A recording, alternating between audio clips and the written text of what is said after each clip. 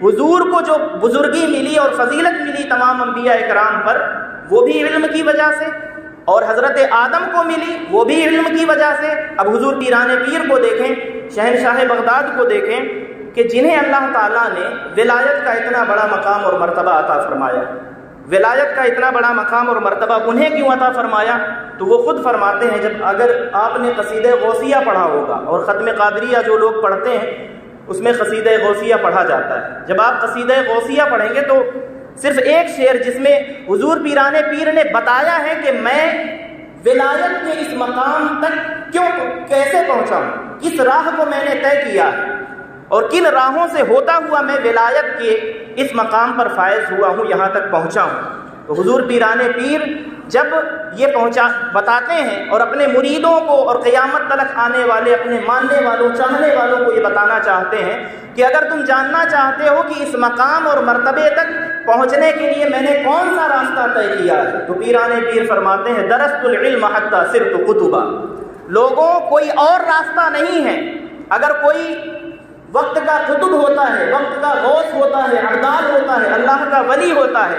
اور ولایت کا تاج اگر کسی کے سر پر سجایا جاتا ہے، تو حضور پیران پیر جو اولیاء کرام کے سردار ہیں وہ یہ بتلا رہے ہیں کہ میں خود اگر قطب بنا ہوں، قطبیت کے مقام پر فائز ہوا ہوں، تو درست العلم، میں نے علم حاصل کیا ہے، ساری زندگی علم میں نے پڑھنے میں لگا دیا ہے، اور علم پڑھتے پڑھتے سیکھتے سیکھتے اللہ تعالیٰ نے علم کی روشنی میں اور علم کے نور کی وجہ سے تمام راستے میرے لیے آسان کر دیے، اور علم کے نور سے اور علم کی روشنی میں تمام راستے طے کرتا کرتا میں قطبیت کے منزل پر اور مقام پر آ کر کے فائز ہو گیا ہوں۔ تو حضور پیران پیر نے کیا بتایا؟ علم کی وجہ سے۔ حضرت آدم کو عزت علم کی وجہ سے، حضور پاک علیہ الصلوۃ والسلام کو سب سے زیادہ عزت اللہ کے بعد سب سے زیادہ علم کی وجہ سے، اور اگر آج ہم ذلیل ہیں تو بے علم ہونے کی وجہ سے۔ اب آپ اپنا اندازہ لگائیں کہ حضور پیران پیر نے آج یہ نہیں بتلایا ہے، یہ پہلے ہی بتلا دیا تھا، اپنے زمانے ہی میں بتلا دیا تھا کہ سیدھا سا راستہ ہے، اگر تم قطب نہ بھی بنو اور غوث نہ بھی بنو، عبدال نہ بھی بنو، اور اللہ تعالیٰ کا ولی نہ بھی بن سکو، تو کم سے کم اس راستے پر چلو جو میرا راستہ ہے، اور وہ کیا ہے؟ درست العلم حتی صرت کتبا، مجھے دیکھو کہ اگر میں ولایت کا تاجدار بنا ہوں تو علم کے راستے پر چلتے چلتے بن گیا ہوں۔ تو اگر تم جہالت کے راستے پر چلو گے تو تم کہاں جاؤ گے؟ تم نہ غوث اعظم کے ماننے والے کہلا سکو گے اور نہ غوث اعظم کو جاننے والے کہلا سکو گے۔ جو سچر کمیٹی کی رپورٹ ہے 2006 میں جو سبمٹ کی گئی تھی کانگریس کے ٹائم پر،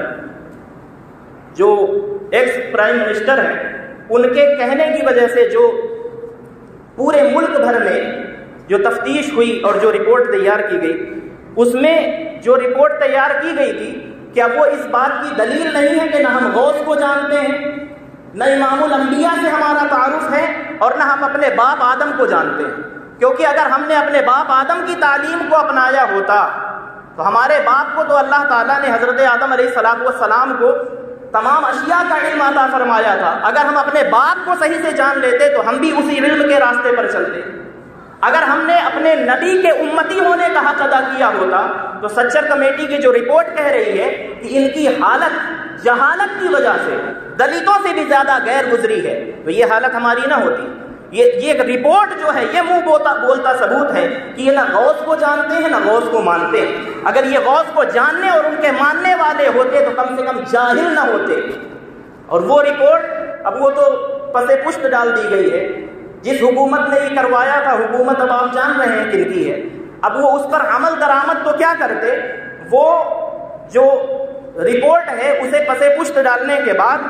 اب وہ ہمارا آرتھک ہمارا سماجک بہشکار کرنے پہ لگے ہوئے ہیں۔ پہلے ہمیں حاشیے پر رکھا،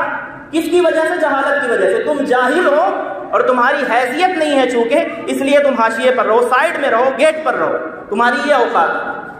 اور جب رپورٹ پیش کی گئی کہ یار اتنی بڑی تعداد ہے ہندوستان میں مسلمانوں کی، اور اس بڑی تعداد میں بڑی تعداد اولیاء کرام کے ماننے والوں کی ہے، زبانی ماننے والوں کی، کیونکہ اگر یہ صحیح میں ماننے والے ہوتے تو جو عزت اللہ تعالیٰ نے علم کی وجہ سے حضرت آدم کو دی تھی، جو عزت علم کی وجہ سے اللہ تعالیٰ نے حضور پاک علیہ السلام کو دی تھی، جو عزت علم کی وجہ سے حضور پیران پیر کو اللہ تعالیٰ نے عطا فرمائی ہے، اگر یہ اہل سنت، یہ اہل علم ہوتے، اہل تقویٰ ہوتے اور صحیح میں اہل معرفت ہوتے تو انہیں بھی اللہ تعالیٰ وہی عزت عطا فرماتا۔ یہ سچر کمیٹی کی رپورٹ جس طرح سے آئی ہے ویسے نہ آئی ہوتی، بلکہ یہ منہ بول کر کے پھر یہ کہہ رہی ہوتی کہ یہ ہے غوث و خواجہ کے ماننے والے، یہ جاہل نہیں ہیں، یہ عالم ہیں، یہ صاحبان علم ہیں، اور صاحبان علم ہونے کی وجہ سے اللہ تعالیٰ نے انہیں عزت عطا فرمائی۔ لیکن اگر آج ہم ذلیل ہیں تو یہ دوسروں کی رپورٹ پڑھ کر کے بھی سمجھو کہ ہم کتنا ماننے ہیں غوث و خواجہ کے۔ حضور پیران پیر نے یہ راستہ بتلا دیا ہے کہ اگر عزت چاہیے تو دیکھو مجھے عزت ملی ہے، مجھے ولایت ملی ہے، مجھے قطبیت ملی ہے علم کی وجہ سے، اور تم یہ کہو گے کہ عالموں کا راستہ الگ ہے، عارفوں کا راستہ الگ ہے، تو پھر اگر راستہ الگ الگ کرو گے تو جو سب سے بڑا عالم ہے، جو سب سے بڑا عارف ہے اور جو سب سے بڑا ولی ہے، جب اس نے بتا دیا کہ اگر میں پہنچا ہوں ولایت کی منزل میں نے طے کی ہے، مجھ سے پوچھو کہ ولایت کیسے ملتی ہے اور ولایت کا تاجدار کیسے بنا جاتا ہے، تو حضور پیران پیر فرماتے ہیں کہ میں نے تو علم حاصل کیا ہے۔